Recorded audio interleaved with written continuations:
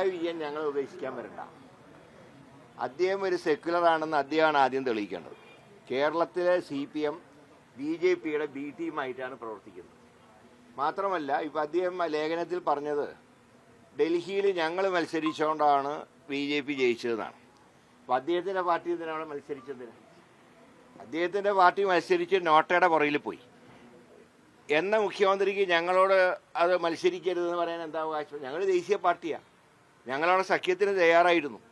ഒരു 15 സീറ്റ് 70-ൽ 15 എന്നാൽ സഖ്യമാവാം എന്ന് പറഞ്ഞിരുന്നു. ഒരു സീറ്റ് പോലും നൽകില്ല എന്നുള്ള ധാർഷ്ട്യമാണ് കേജ്രിവാൾ സ്വീകരിച്ചത്.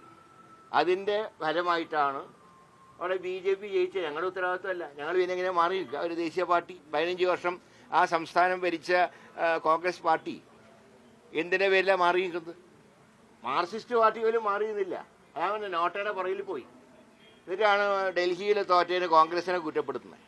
പിന്നെ ഹരിയാന ഏതാണ്ട് 6 സീറ്റ് ആം ആദ്മിക്ക് കൊടുക്കാൻ ഞങ്ങൾ തയ്യാറായിരുന്നു. അവർ സ്വീകരിക്കാത്തതിന് ഞങ്ങൾ എന്ത് ചെയ്യാൻ?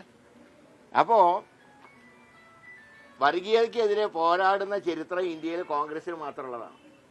പിന്നെ UP-യിലും ബീഹാറും ആരുമായിട്ട് സഖ്യം ഉണ്ടാക്കണം എന്നൊക്കെ കോൺഗ്രസിന് അറിയാം. ഞങ്ങൾ ഇപ്പോൾ തന്നെ RJD ആയിട്ട് സഖ്യത്തിലാണ് ബീഹാറിൽ. ഞങ്ങൾ സമാജ്വാദി പാർട്ടിയായിട്ട് UP-യിൽ സഖ്യത്തിലാണ്. പിന്നെ സമാജ്വാദി പാർട്ടിയോട് UP-യിൽ കൂട്ടുകൂടണം, ബീഹാറിൽ RJD ആയിട്ട് കൂട്ടുകൂടണം എന്ന് പറയുന്നതിലൊക്കെ എന്താണ്? ഞങ്ങൾ കൂട്ടുകൂടിയിട്ടുണ്ട്. അവിടെ ഇപ്പോഴും ആ സഖ്യം നിലനിൽക്കുകയാണ്. അപ്പോൾ ഈ ലേഖനം എഴുതിയത് BJPയെ സൂചിപ്പിക്കാൻ വേണ്ടിയിട്ടാണ്. എന്നും കേരളത്തിൽ BJPയുടെ ഏജൻ്റായിട്ട് പ്രവർത്തിക്കുന്ന പാരമ്പര്യമാണ് പിണറായിക്കുള്ളത്. അദ്ദേഹം എന്നും കോൺഗ്രസിനെ കുറ്റം പറയാനാണ് എപ്പോഴും ചെലവഴിക്കാറുള്ളത്. ഏതായാലും അദ്ദേഹത്തിനെ വിശ്വസിച്ച് ഒരു പാർട്ടി അദ്ദേഹത്തിനോടൊപ്പം പോയില്ല. അതുകൊണ്ട് മൂന്നാം പിണറായി സർക്കാർ എന്നുള്ളത് ഒരു വ്യാമോഹമാണ്.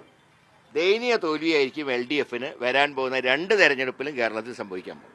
ഒരു സംശയവും വേണ്ട, മൂന്നാം സർക്കാർ വരും. പിണറായിയാണോ നയിക്കുന്നതൊക്കെ ഞങ്ങൾ തീരുമാനിക്കും. അതിനാരും മനപ്പായസം വെക്കണ്ട എന്നാണ് പറയുന്നത്.